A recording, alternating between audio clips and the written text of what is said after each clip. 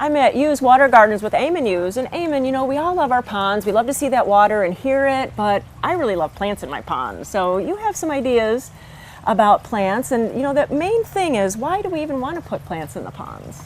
Well, there's a couple of reasons. One of the practical reasons to have plants in ponds is it locks up a lot of the nutrient from the water, from the fish waste and everything else, and that helps prevent the algae. It also provides cover for your fish. The little baby fish will go in there and hang out, tadpoles and stuff like that. But the big reason is aesthetics. You know, it really enhances your pond. It brings a lot of extra value to your viewing. So it is important when you're planting your pond to plan ahead so you know what's going to happen with individual plants. Sure. So you don't look from your patio and you can't see anything. You'll have to, where's my waterfall? You Of know? course, of course. So that is important in the layering.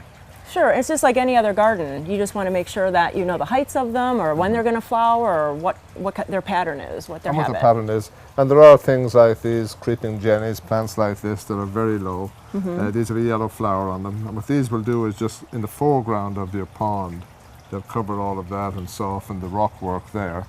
And then from that you can transition up into a medium growing plant. Like an iris. Isn't that beautiful? Isn't that a beautiful versicolor? Very pretty. And you know, in spring you have this flowering probably for about 3-4 weeks. You'll have continual flower on your irises.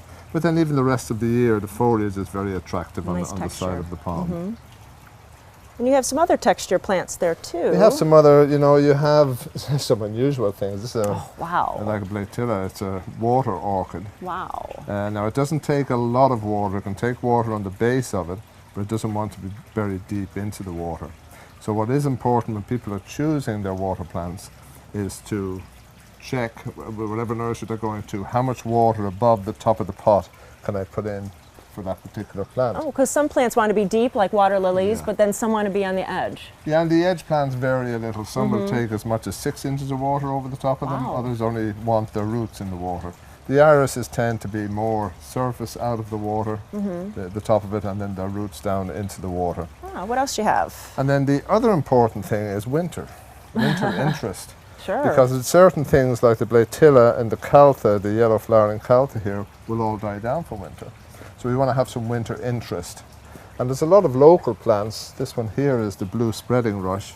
Really pretty blue foliage on it. That is. And this is winter all year round. Evergreen. So you don't have the flower or Nothing showy. Nothing showy, Yeah. but you have form.